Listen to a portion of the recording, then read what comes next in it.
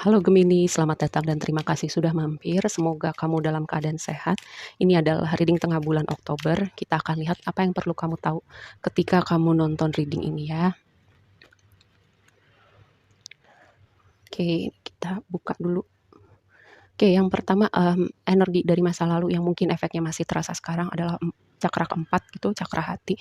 Mungkin ini adalah proses kamu ya, kayak proses yang berkesinambungan untuk kamu memulihkan cakra hati kamu, mungkin mengurai luka-luka tertentu, mengikhlaskan hal-hal tertentu, atau gimana bikin apa ya, kayak proses kamu menemukan kedamaian, rasa tenang di dalam hati kamu ya.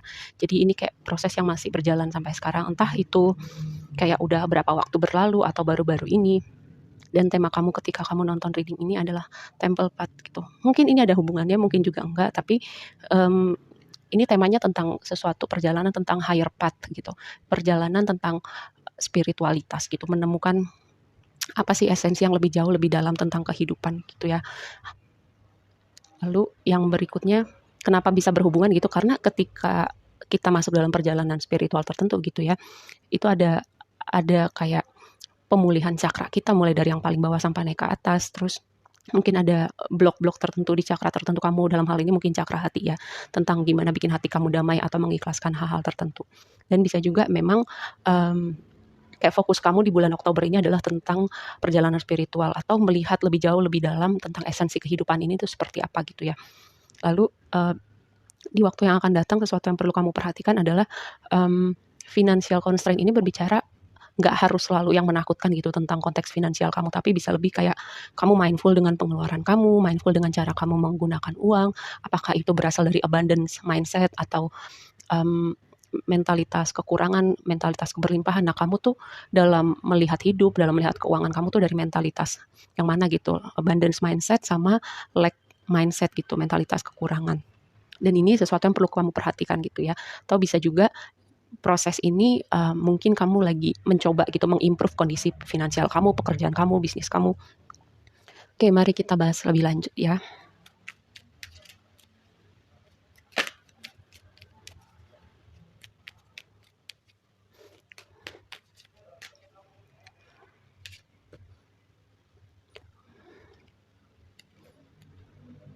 Transformasi wajar, transformasi, pemulihan, regenerasi juga bisa. Ini yang jadi blessing kamu ya. Ini mungkin ada berhubungannya dengan perjalanan spiritual atau ini kayak di dalam hidup kamu in general gitu. Jadi kayak banyak aspek di hidup kamu yang berubah, yang bertransformasi, masuk ke chapter baru. Lalu mungkin kamu akan menemukan sosok inspiratif atau orang-orang tertentu yang kayak menuntun jalan kamu, jadi mentor kamu, entah itu ada hubungannya sama konteks spiritual ataupun yang lainnya, misalnya dalam bidang pekerjaan, dalam bidang yang kamu tekunin atau bidang yang menarik perhatian kamu, kamu akan menemukan sosok ini. Berdamai dengan masa lalu, mungkin sesuatu tentang keluarga atau rumah tangga kamu ya. Hati-hati dengan impulsivitas dan perhatikan pikiran kamu. Ingat, aku selalu tekankan kekuatan pikiran itu sesuatu yang luar biasa ya. Kamu bisa manifest dengan apa yang kamu fokuskan, dengan apa yang secara konstan ada di dalam kepala kamu. Terutama kamu nih, kamu punya kecenderungan untuk overthinking atau kayak scatter gitu loh di kepala kamu. Nih, tema kamu adalah star. Star ini berbicara pertama tentang pemulihan ya. Dengan star dan di sini ada death gitu, kayak pemulihan dan regenerasi juga transformasi ya. Ini tema kamu ketika kamu nonton reading ini. Juga bisa jadi kamu bersinar dalam konteks misalnya bidang yang kamu tekunin, kamu bersinar menarik gitu, kayak kamu jadi pusat perhatian, menarik perhatian orang-orang karena ada suatu kualitas pada diri kamu yang memang menarik gitu ya, pemikiran kamu, hasil karya kamu atau kepribadian kamu. Ya, ini konteksnya. Lalu juga star itu berbicara tentang mengevaluasi gitu, apa yang selama ini kamu lakukan terus kamu lihat hasilnya dan selama ini kamu lakukan terus tidak menghasilkan apa-apa atau kamu perlu melakukan audit kehidupan. Misalnya kayak habit-habit tertentu, ini kalau dilakukan jangka panjang ini nggak bagus deh buat aku. Hal-hal semacam itu ya, tentang star ada di sini. Tapi nanti kita akan konfirmasi lebih lanjut. Nih yang tadi aku bilang ini adalah blessing kamu, transformasi, regenerasi, perubahan. Mungkin perubahan pada hati kamu ya.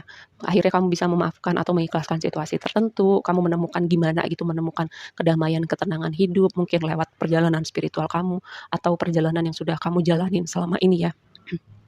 Ini jadi blessing kamu gitu. Atau bisa jadi ada yang berubah signifikan di hidup kamu gitu, kayak masuk ke chapter baru kehidupan kamu. Ya. Lalu yang berikutnya, yang jadi tantangan adalah devil. Devil ini bisa godaan duniawi, bisa kebiasaan tertentu, bisa perilaku tertentu, kayak sesuatu yang berulang-ulang, sesuatu yang kebanyakan juga bisa gitu. Ingat aku selalu bilang hidup itu perlu keseimbangan, sesuatu yang kebanyakan itu nggak baik gitu ya. Tapi selalu aku tekankan kamu yang punya kehendak bebas, kamu yang paling paling tahu ngejalanin hidup kamu ya. Tapi ini sebuah reminder, mungkin kamu lagi kayak membuat habit baru, ingin melepaskan kebiasaan-kebiasaan tertentu, atau hubungan tertentu yang kamu rasa udah nggak baik buat kamu, codependent atau toxic ya. Lalu yang perlu kamu perhatikan, kamu ini kayak ada pintu kesempatan baru, pintu rezeki baru, atau mungkin ada orang-orang tertentu yang kayak mau berdamai, mau menawarkan permintaan maaf, atau kayak ayo kita coba lagi, atau memberi kesempatan sama kamu. Karena Ace of Pentacles ini sesuatu yang baru di dunia realita kamu ya. Kalau Pentacles itu bisa semua hal yang kamu rasakan dengan panca indera kamu. Kamu ditutup dengan Six of Pentacles, keseimbangan, lagi-lagi keseimbangan. Ini juga ada tema karma ya dengan Six of Pentacles. Lalu memberi dan menerima. Kalau berbicara improvement finansial, ini sebuah konfirmasi yang bagus. Lalu kalau berbicara tentang konteks hubungan, kayak hubungan, kamu perlu melihat gitu, mengevaluasi hubungan-hubungan di hidup kamu seimbang atau enggak. Oh, kamu bersinar kayak di pusat perhatian orang-orang yang tertentu yang tertarik sama kamu. Bisa juga ini pemulihan hubungan kamu ya. Kayak aku bilang tadi, dengan Ace of Pentacles ini bisa jadi ini sebuah rekonsiliasi ya. Orang lama yang mungkin muncul kembali. Entah itu untuk menyambung atau berdamai, kayak berdamai kita baik-baik kembali walaupun belum tentu kalian mau melanjutkan hubungan itu. Yang penting kayak berdamai aja dulu. Kita mulainya baik-baik, kita selesaikan juga baik-baik. Walaupun mungkin kalian nggak merasa perlu itu menyambung kembali. Tapi sebagian lagi bisa ya kalian kayak, gue udah jadi orang yang berubah, lo juga udah jadi orang yang berubah. Gimana kalau kita coba, kita beri kesempatan sekali lagi gitu. Nah, sebagian dari kamu kayak bersinar gitu dan membuat orang-orang gitu, atau ada orang tertentu gitu yang memperhatikan kamu kayak kamu itu cahaya kehidupannya dia. Atau bisa juga ini kayak union kamu dengan hal yang kamu mau ya, manifest sesuatu yang signifikan di hidup kamu, sesuatu yang kamu mau manifest selama ini. Lihat, perubahan yang kamu tunggu.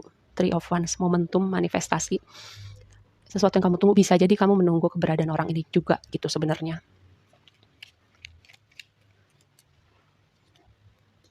Four of Pentacles, protektif sama hati kamu. Ini kayak aku mendapatkan pesan juga tentang finansial ya. Itu tadi yang aku bilang di awal, abundant mindset atau lack mindset gitu. Mentalitas keberlimpahan atau mentalitas kekurangan. Nggak cuma berlaku dalam hal finansial, kayak untuk banyak aspek juga di kehidupan kita ya. Mimpi buruk, kegelisahan. Oh, ini adalah perubahan yang kamu tunggu gitu. Mungkin selama ini kamu nggak sabar dengan Nine of Swords ini ya. Atau bisa juga kayak pemulihan ini yang berhubungan tadi dengan hati kamu, dengan pikiran kamu masuk chapter baru kehidupan kamu di mana kamu lebih tenang, ada pemulihan, mungkin sebagian isunya adalah kesehatan mental ya.